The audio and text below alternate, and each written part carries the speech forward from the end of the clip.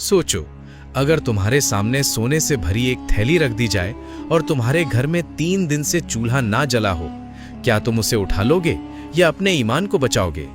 ये कहानी है एक गरीब दर्जी की जिसके पास कुछ नहीं था सिवाय सच्चाई के। उसने भूख चुनी मगर हराम को नहीं, और फिर जो हुआ वो तुम्हारी सोच बदल देगा, क्योंकि कभी कभी एक छोटा सा सही फैसला तुम्हारी पूरी तकदीर बदल देता है। बगदाद की सुबहें हमेशा की तरह रोशन होती थीं, मगर उस दिन एक छोटे से मोहल्ले की एक टूटी फूटी झोपड़ी में अंधेरा कुछ ज्यादा ही गहरा था।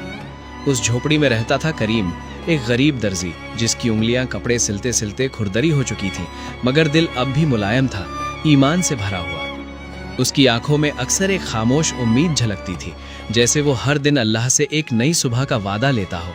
करीम का छोटा सा परिवार था, उसकी बीवी आयशा और 2 बच्चे अली और सना। घर में अक्सर चूल्हा ठंडा रहता था, मगर दुआओं की गर्माहट कभी कम नहीं होती थी।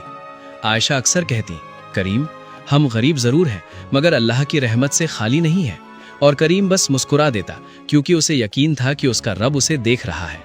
उस दिन भी सुबह कुछ अलग नहीं थी, बस फर्क इतना था कि घर में खाने का एक दाना भी नहीं बचा था।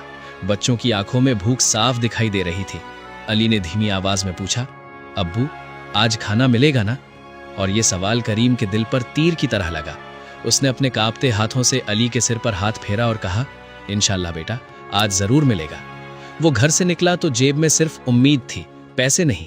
वो बगदाद के बाजार की तरफ चल पड़ा, जहां हर दुकान पर रौनक थी, मगर उसके हिस्से में सिर्फ इंतजार था। वो लोगों के कपड़े सिलता, मगर कई बार लोग पैसे देने में देर कर देते और कुछ तो देते ही नहीं। चलते चलते वो एक पुरानी गली में पहुंचा, जहां एक अमीर ताजिर की दुकान थी। करीम ने सोचा शायद यहां उसे काम मिल जाए। उसने दरवाजे पर दस्तक दी। अंदर से एक मोटा सा आदमी निकला, जिसने उसे ऊपर से नीचे तक देखा और तिरस्कार से बोला, क्या चाहिए? करीम ने अदब से कहा, हुजूर, मैं दर्जी हूं, अगर कोई काम हो तो। ताजिर हंसा, काम? तुम्हारे जैसे फटे हाल को कौन काम देगा? जाओ यहां से। करीम चुपचाप वहां से चला गया। उसका दिल टूटा जरूर था, मगर ईमान नहीं। दिन ढलने लगा था और उसके हाथ खाली थे। भूख अब उसके अंदर भी चुभने लगी थी। तभी उसकी नजर एक गली के कोने पर पड़ी। वहां एक चमड़े की थैली जमीन पर पड़ी थी।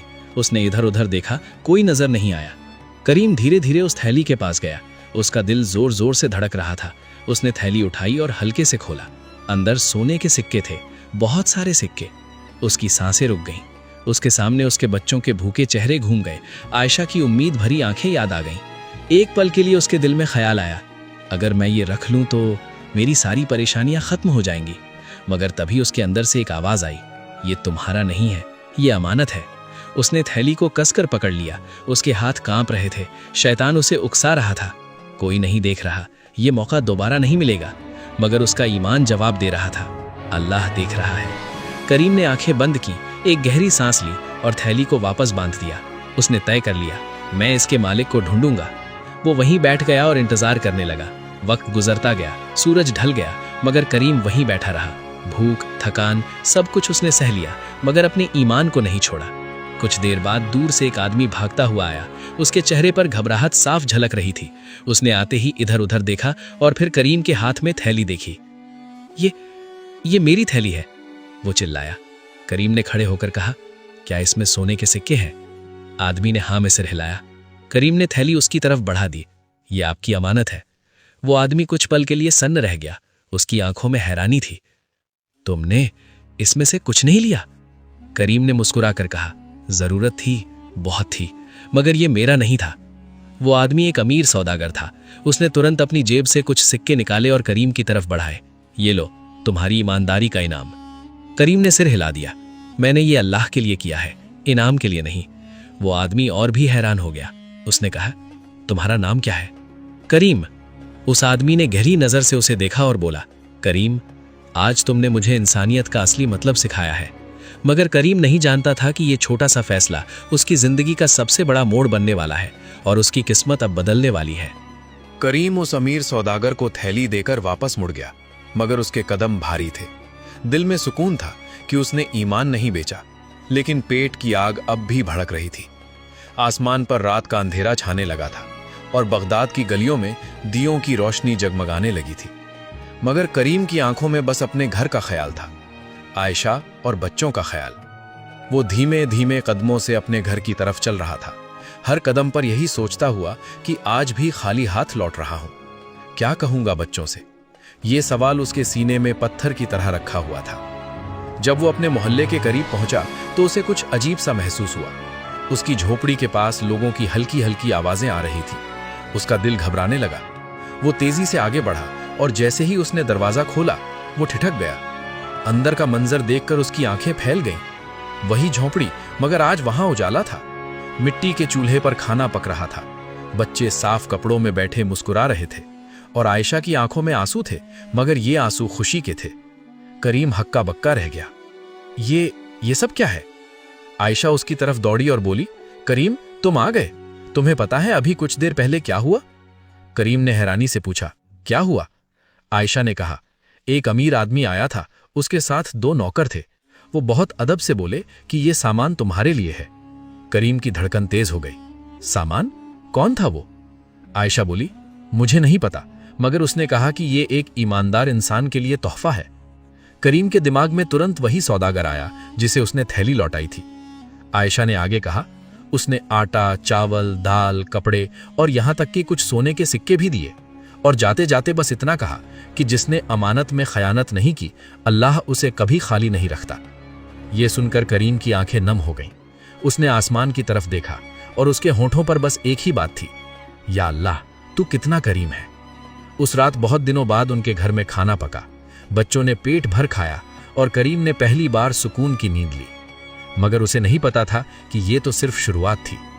अगली सुबह जब वो फजर की नमाज पढ़कर उठा तो दरवाजे पर दस्तक हुई। उसने दरवाजा खोला तो सामने वही अमीर सौदागर खड़ा था। करीम थोड़ा झिझका। आप? सौदागर मुस्कुराया। हाँ करीम, मैं ही हूं। करीम ने उसे अंदर बुलाया। सौदागर ने चारों तरफ देखा। सादगी, गरीबी, मगर दिलों में सुकून। वो बोला, करीम कल तुमने जो किया वो मैंने अपनी पूरी जिंदगी में नहीं देखा। इतनी जरूरत के बावजूद तुमने 1 दिनार भी नहीं लिया। करीम ने सिर झुका लिया। मैंने सिर्फ अपना फर्ज निभाया है। सौदागर ने गहरी सांस ली और कहा, नहीं, तुमने सिर्फ फर्ज नहीं निभाया, तुमने अपने ईमान को बचाया। फिर उसने अपनी बात आगे बढ़ाई। मैं बगदाद का एक बड़ा ताजिर हूं, मेरे पास दौलत है, कारोबार है, मगर मुझे एक ऐसे इंसान की तलाश थी जिस पर मैं आंख बंद करके भरोसा कर सकूं। करीम चौंक गया। सौदागर ने कहा, मैं चाहता हूं कि तुम मेरे साथ काम करो। मैं तुम्हें अपने कारोबार का हिस्सा बनाना चाहता हूं। करीम के पैरों तले जमीन खिसक गई। मैं? मगर मैं तो एक गरीब दर्जी हूं। सौदागर मुस्कुराया। मुझे दर्जी नहीं, मुझे एक ईमानदार इंसान चाहिए। करीम की आंखों में आंसू आ गए। ये वही लम्हा था जिसके लिए उसने कभी दुआ भी नहीं की थी। मगर तभी उसके दिल में एक ख्याल आया, क्या मैं इतना बड़ा जिम्मा उठा पाऊंगा? उसने झिझकते हुए कहा, मुझे सोचने का थोड़ा वक्त दीजिए। सौदागर ने सिर हिलाया। जितना चाहो वक्त लो, मगर याद रखना ऐसे मौके बार बार नहीं आते। सौदागर चला गया। करीम दरवाजे पर खड़ा रह गया। उसके दिल में एक नई उम्मीद थी, मगर साथ ही एक डर भी। वो अंदर आया। आयशा ने पूछा, क्या हुआ? करीम ने सारी बात बताई। आयशा कुछ पल के लिए चुप रही, फिर बोली, करीम अल्लाह ने तुम्हें मौका दिया, मगर याद रखना जिस ईमानदारी ने तुम्हें यहां तक पहुंचाया है वही तुम्हें आगे भी संभालेगी। करीम ने गहरी सांस ली। उसके दिल में अब एक फैसला बनने लगा था। उसे नहीं पता था कि आगे का रास्ता आसान नहीं होगा, बल्कि उसकी ईमानदारी का सबसे बड़ा इम्तिहान अभी बाकी था। और ये इम्तिहान ऐसा होगा जो उसकी तकदीर हमेशा के लिए बदल देगा। करीम पूरी रात सो नहीं पाया। कभी वो छत की तरफ देखता, कभी बच्चों के मासूम चेहरे, और कभी अपने दिल से सवाल करता, क्या मैं इस जिम्मेदारी के काबिल हूं? मगर हर सवाल के बीच एक ही जवाब बार बार उभरता, जिसने आज तक संभाला है वही आगे भी संभालेगा। सुबह फज्र की नमाज के बाद उसने फैसला कर लिया। वो उसी सौदागर के पास पहुंचा। सौदागर उसे देखकर मुस्कुराया, जैसे उसे पहले से ही जवाब का अंदाजा हो। करीम ने अदब से कहा, अगर आपको अब भी मुझ पर भरोसा है तो मैं तैयार हूं। सौदागर की आंखों में चमक आ गई। मुझे तुम पर कल से भी ज्यादा भरोसा है। यहीं से करीम की नई जिंदगी शुरू हुई। शुरुआत में उसे छोटे छोटे काम दिए गए, हिसाब रखना, माल की देखभाल करना, ग्राहकों से बात करना, मगर हर काम में उसकी एक ही पहचान थी, ईमानदारी।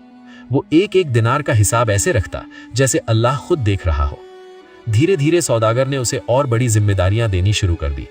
अब करीम सौदागर का सबसे भरोसेमंद आदमी बन चुका था, मगर उसने कभी अपने अंदर घमंड को जगह नहीं दी, वो अब भी वही सादा कपड़े पहनता, वही झोंपड़ी में रहता और हर नमाज के बाद अल्लाह का शुक्र अदा करता। मगर जिंदगी हमेशा एक सीधी राह नहीं होती। एक दिन सौदागर को किसी जरूरी काम से शहर से बाहर जाना पड़ा। जाते जाते उसने पूरा कारोबार करीम के हवाले कर दिया।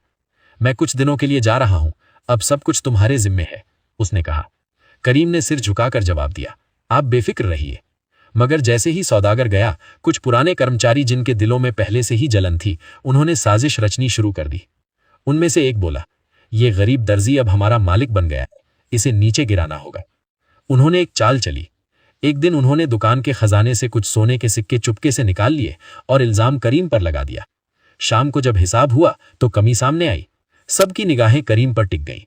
एक कर्मचारी चिल्लाया, यही है चोर, गरीब था, मौका मिला और हाथ साफ कर लिया। करीम के पैरों तले जमीन खिसक गई। नहीं, मैंने कुछ नहीं लिया, उसने कांपती आवाज में कहा। मगर कोई उसकी बात सुनने को तैयार नहीं था।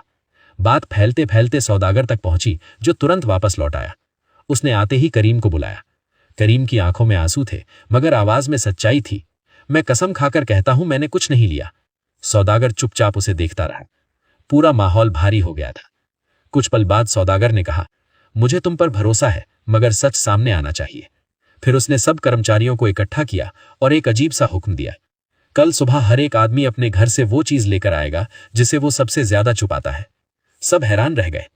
अगले दिन सब अपने अपने घर से कुछ न कुछ लेकर आए। कोई पैसे लाया, कोई जेवर, कोई कीमती सामान। मगर जब उस कर्मचारी की बारी आई जिसने चोरी की थी, तो वो घबरा गया। उसके हाथ कांप रहे थे। सौदागर ने सख्त आवाज में कहा, लाओ, तुम क्या लाए हो? वो आदमी डर गया और अचानक उसके हाथ से एक थैली गिर गई। थैली खुली और उसमें वही सोने के सिक्के थे। पूरा माहौल सन्न रह गया। सच सामने आ चुका था। सौदागर की आंखों में गुस्सा था। तुमने एक बेगुनाह पर इल्जाम लगाया, सिर्फ जलन की वजह से। उस कर्मचारी को वही सजा दी गई और उसे नौकरी से निकाल दिया गया। फिर सौदागर ने करीम की तरफ देखा। उसकी आवाज नर्म हो गई। आज तुमने फिर साबित कर दिया कि ईमानदारी सिर्फ एक आदत नहीं, एक पहचान होती है। करीम की आंखों से आंसू बह निकले। उस दिन के बाद सौदागर ने एक बड़ा फैसला लिया। उसने सबके सामने ऐलान किया, आज से करीम सिर्फ मेरा कर्मचारी नहीं, बल्कि इस कारोबार का साझेदार है। पूरा बाजार हैरान रह गया। एक गरीब दर्जी अब एक बड़ा ताजिर बन चुका था। मगर करीम वही रहा, नम्र, सादा और अल्लाह पर भरोसा रखने वाला। उसने सबसे पहले अपने पुराने घर को ठीक करवाया, जरूरतमंदों की मदद शुरू की और हर उस इंसान का सहारा बना जो कभी उसकी तरह मजबूर था। एक रात वो अपने घर की छत पर बैठा आसमान की तरफ देख रहा था। उसकी आंखों में आंसू थे, मगर इस बार ये आंसू सुकून के थे।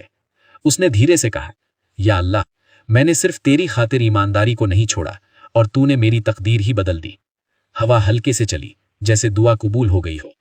और सच यही है, ईमानदारी कभी खाली नहीं जाती। वो देर से सही, मगर इंसान की जिंदगी जरूर बदल दे।